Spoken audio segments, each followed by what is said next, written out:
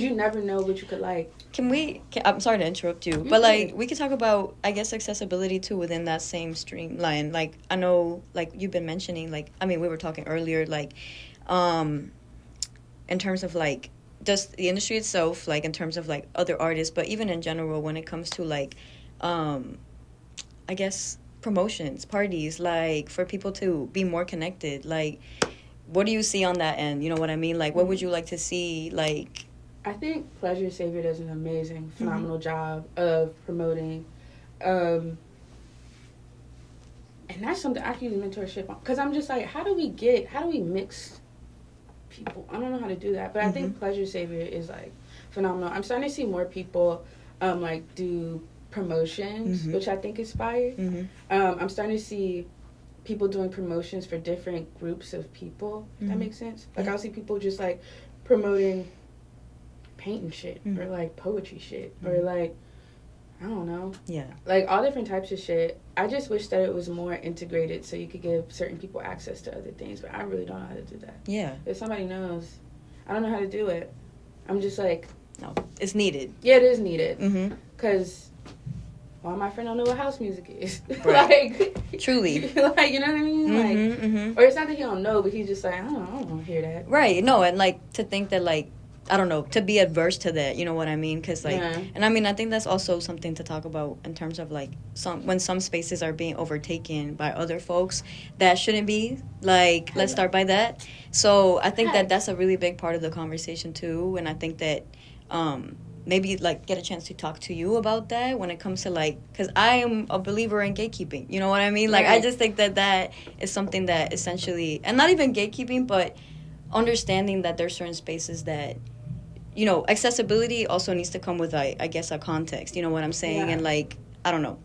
All I'm trying to say is that things should be accessible to the people that they're from. You know what I mean? Facts. Yeah. When I did the Set the Flow set, they were like, damn, this reminded me of, like, the old Set the Flow. Like, someone had mentioned that to me. It is because I brought a lot of my black friends with me. And it was, like, it was so cool seeing, like, all of these black people, like, heavily, like, all different types of black people just vibing to, like, house shit. It was, like, that shit brought a tear to my eye. I don't know, agreeing with my cry. I love that. No, that's beautiful. I was like, this is beautiful. Some people were like, what did someone tell me? Somebody was like, I usually don't listen to that shit, but that was fucking crazy. And I was just like, this is what I do it for. Yes. I love that. Yeah, that's beautiful. I guess I did want to talk about Set the Flow. I guess... tell us about that experience, what it was like. I know you just kind of talked about it, but like if you wanted to add anything, that was one of my favorite sets I've ever done. Yeah.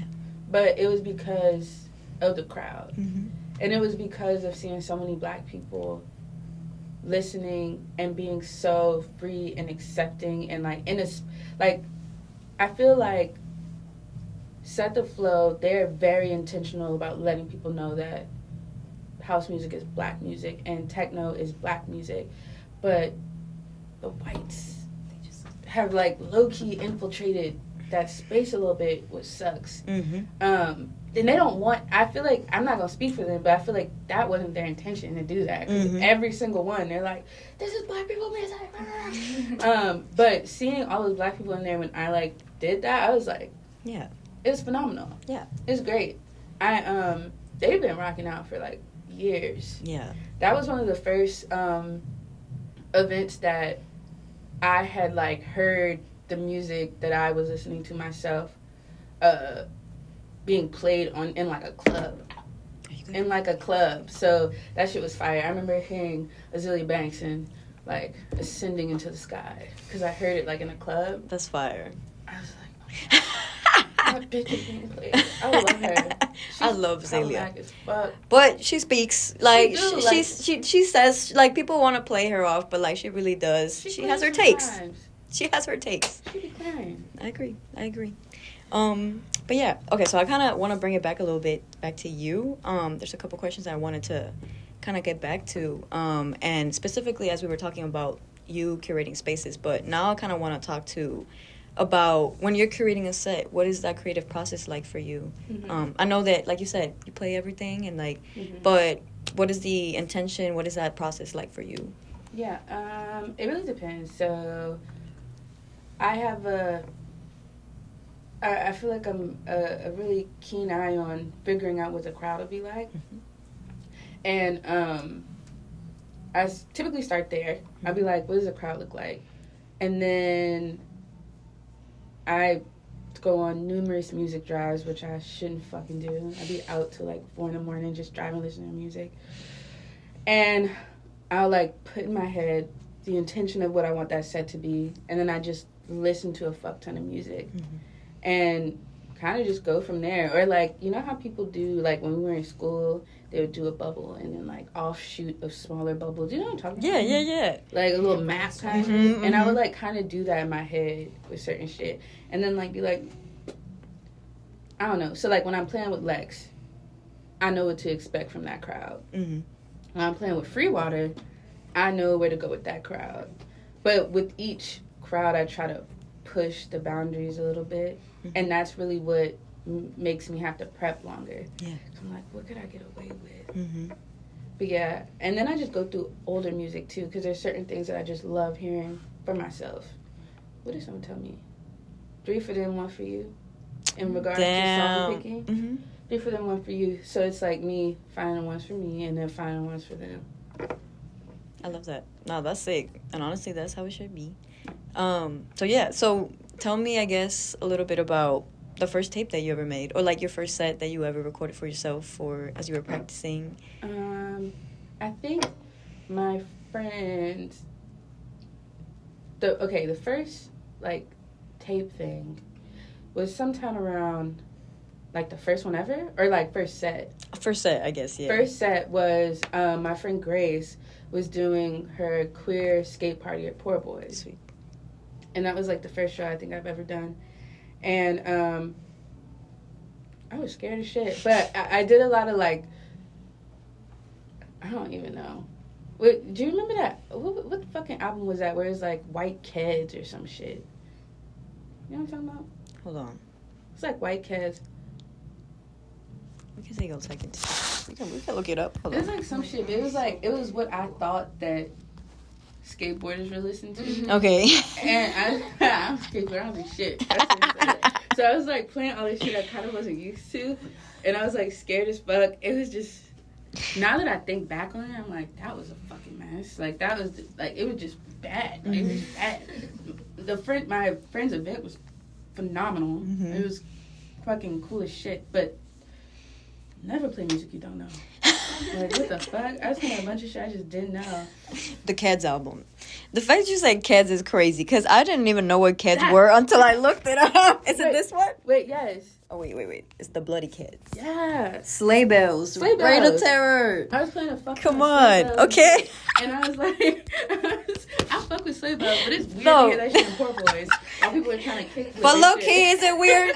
It's Poor Boys. Like. People are like trying to like vibe. They have like a ramp in there, and I'm playing Sleigh Bells. Low key, a vibe. I'm like, that's crazy.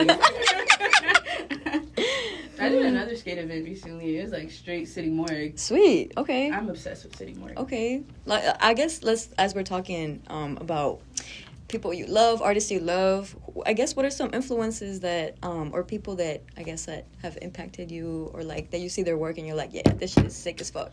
Ever since I was a kid, it's been DMX for me. Okay. I fucking love DMX. I fucking love 3 6 Mafia.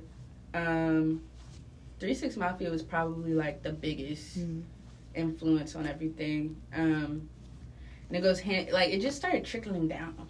I used to watch a lot of skate videos, which is crazy. Don't know how to skate, but I thought the dudes were hot. So I used to watch a lot of fucking Chicken Bone now or something, whatever the fuck. I don't even know what the fuck it was. There was like a bunch of fucking skate videos. Yeah. And they used to always play 3 6 Mafia. Mm-hmm. Like this grungy ass 3 6 Mafia shit. And then like that turned into me listening to a bunch of Memphis shit, which transported a lot of the people I love are from Memphis. Mm-hmm. And then what else? Azealia Banks changed fucking everything for me. Just seeing a black woman doing rapping over house beats was just insane. That's life changing. That's life changing. LSD, XO, XO, whatever, you know what I'm talking about. Yeah. They've been really influential. What do I listen to? Like, Dude, I go through moods. What are those moods? Tell us about them. Like, what are the moods? Like, I listen to. I feel like somehow City Morgue is connected to 3-6 Mafia with like the aggressive, like the fuck everything. Like I like that shit. Do you know that phase of time where it's like a bunch of dirty white men like rapping about being addicted to drugs? I low key fucked with that too, which is dark. I hate admitting that. That shit is fucked up. I never tell people that. Thanks for telling us. No. Audience, you heard it here first. I'm joking. I'm joking. What was that dude that OD'd on his Zans? Oh shit, Lil Peep? Yeah. No. Yeah, Lil Peep. Yeah. No. Did he do anything wrong? No. I think that's Mr. XX Tentacion. That is Mr. XX. Lil Peep, I did fuck with Lil Peep. Yeah, he was. But it sucks because I didn't start fucking with it until after he passed. Yeah. And I was just like, damn, this shit's fire. Mm-hmm. Oh, I fucking love Seb Deliza. Seb Deliza is one of my favorite singers. Okay, bet. Mariah Carey. It's all coming to me now. Okay. Mariah Carey. You like dirty white boys. Mariah Carey. The switch up is wild. I love that shit, dude. I mean, fuck, dude. I don't know. Okay, bet. No, we're good. Yeah, go ahead. You were gonna say. I mean, I can't really think of anything else. I like Playboy Cardi a lot right now. Yeah, I'm fucking with it. Oh, Lucky. I grew up on Lucky heavy. Like, back in the, when Bird Gang Lucky, like, he's still in Chicago working with Chance the Rapper. So it's crazy to see him doing this shit now. Okay, bet. Well, I guess next question I kind of have after this one is, I'm sorry. How would you describe the sets that you create and you curate? Like, if you could put it into words, into a sentence, like, what comes up for you? Cuckoo bananas. I don't know. I think a mixed mash of everything. My best sets I do are a mixed mash of everything. I love. I want it to be housey and techno-y and also familiar, so I throw like rap on it. I want it to be a journey. I always think of a set as me opening the door to let someone through my house, and each like transition of like a different genre is me like showing them a room. I don't want to run you too fast through that bitch, or like just skip through everything, or so I try to like gracefully walk people through my house, my mind, whatever, and like a graceful walk through my house or my mind. I love that. Okay. Sorry, I'm like. I just want to say this is random, but I watch your Happy Valley set all the time. Like, I just put it on on my TV, and I just do stuff. It's a vibe. No, I literally cried before that set. I was scared shitless. What? And I didn't, like, really prep it for real. Well, you played Pink Panther, so that just, like... You reached Lauren. Like, that's I have to do to make me happy. I was going through this fucked up phase of time. I was like, fuck prepping the set. And, like, yeah, that's dead for me. I work with Antwiggity, and I was like, there's so much value in prepping sets. I was about to say, how was that? No prepping to prepping stage. Like, what was that like? Like, I'm, like, a real quick, like, when people tell me something, especially people I respect, I'd be like, okay, bet. Like, it doesn't take, I'm not really, like, if it makes sense, it's just gonna make fucking sense. So he was just like, you know, these crazy transitions I'm making, it's because I prep my shit a little bit. And, like, I, like, take time to, like, break down songs, and I put a lot of intention behind it. And I was like, oh my god, that makes sense. I'm like crying before each set because I'm nervous. And like, I don't know. Yeah. So I mean, it wasn't hard. It was like just him being like, bro, take a second. Yeah. Don't stress yourself out. We love that. A little grounding moment. Yeah. Very necessary. I fuck with that. Okay, love that. Okay, so let me see. I have one more question about the scene that I want to conclude, and it was talking about specifically as a part of the house techno scene in New Orleans, what spaces and people. Oh, you're good.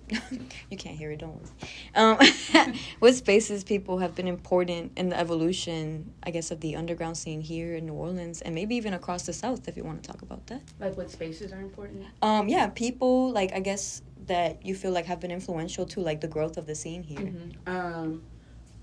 I'ma always give my flowers to Lex. Lex really like has done so much for this city, and I think people like overlook it low key. It's like so frustrating.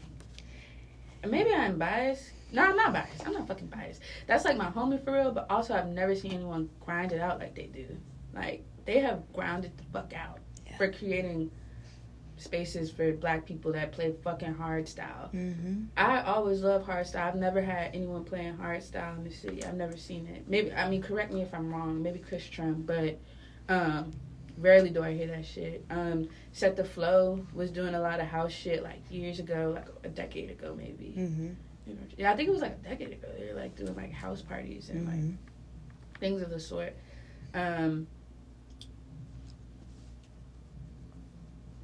There's so many people that is so important. Yeah, you good. But like the people that pop off at the like forefront, hell nah. Mm-hmm. Like the people that I think of really are just black people doing the techno shit. Mm-hmm. It's really important to me. Yeah, I love that.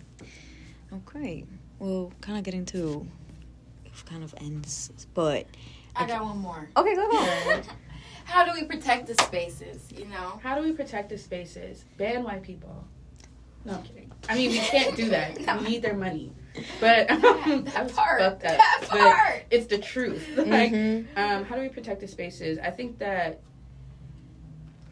we have to make sure that we are inviting all of us here and creating the community and really like enriching it constantly. Like, we really need to like flower the community so that it could be stronger, because when it's stronger, it's easier to protect it. Yeah. Like, making sure there's people like just holding really firmly to it and respecting it and having reverence, because it sets the tone for outsiders of like, ooh, shit, they're locked in for real. Even if it's like the whole city, like, we can't just come and have a second line in the lower 9th ward at a video game place without black people there. Like, do you call that? Do you remember that? Not that specifically, but they do a lot of things. Oh, they do a lot. Yeah. I feel like I saw that. Wait, you said something. Wait, you said a video game? A video game Oh, store? what? They had like a second line video game store, but I didn't see not one black Absolutely person. not. Like, so it was why like the fuck are Indians, y'all? like, and they weren't black, and I was What? like, yo, what the fuck? Nah, that's crazy. But like, it's because y'all have to feel comfortable to do that. But that's probably because our community got a lot going on, so we need to enrich ourselves, make sure we good, so we can protect. No, definitely. Because at the end of the day, I mean, I don't know. I think that the biggest part, and like, obviously, what the question, Lauren, like, how do we protect? Don't participate. Provide the funds. You know what I'm saying? Right. Like, or if you want to find a way to participate, you can be the person to just, you can appreciate from afar. You don't need to participate. You know what I mean? Remember when Ascendance, I remember I went to some of the first Ascendances, and they were like, you either have to be escorted by a black person or a queer person to get in here. Yeah. I think that was beautiful. Like, it has to be like things like that of like, yeah, we're checking you. Like, you can't just walk in this bitch. So I think that's really important. Yeah. I don't really know how. I wish that we could all come together and like talk about it, because that's what we really need. Yeah. I feel like just in, like, I mean, part of, like, what are y'all already doing? You know what I'm saying? Like, intentionalizing it through the spaces y'all are already creating. And maybe even just, like, I feel like those lines of, like, participation and appreciation are something that's up to them to also kind of figure out.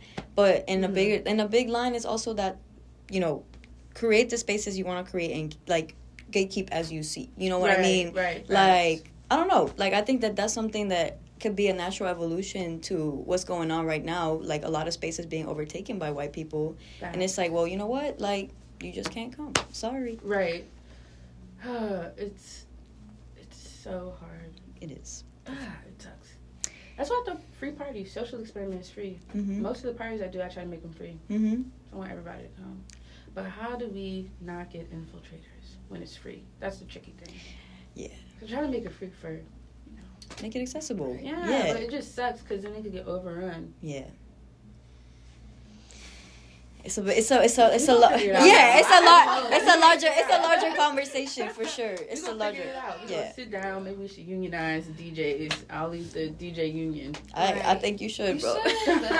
I think you should, because I feel like these are conversations that are being had amongst y'all, but also like people who are coming to your shows too. You know, like in relation to just like how y'all are also being celebrated, and also, you know, again, the spaces that y'all are curating, how they're being honored and how they're being treated, and making sure that, you know, the accessibility is given to the people it's meant to be for, not the other way around. Facts. Yeah, so definitely see that, but things are gonna come from that. You're gonna get it right. Yep.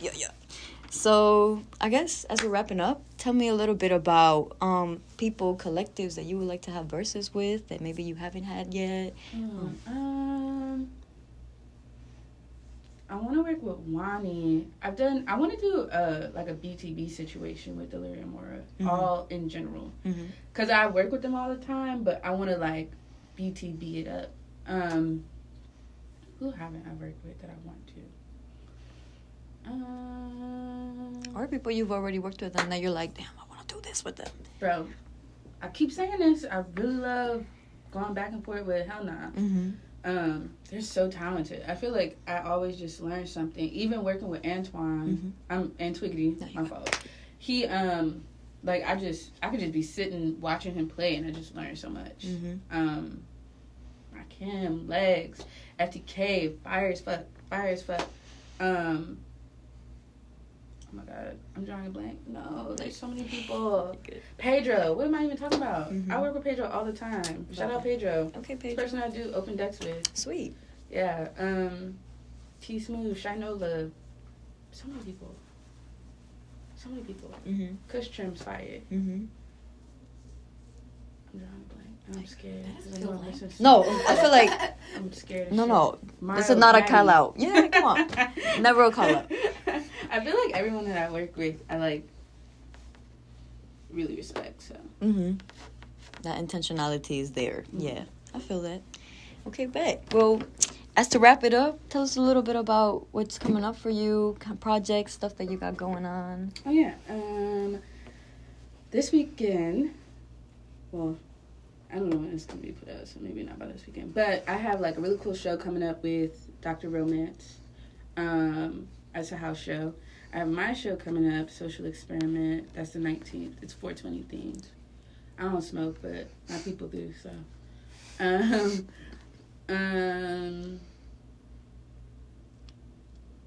Dear God. I have birthday parties. I'm trying to throw a pride party on maybe the 2nd or something of June. Something like that. Okay, cute. Yeah.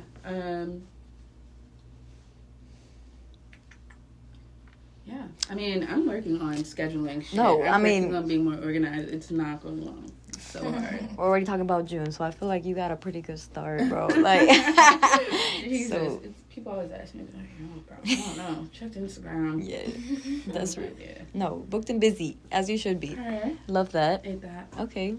But thank you so much for being with us, Spinelli. We appreciate you. This has been In Tune with TBD. Thank y'all, everybody, for joining us.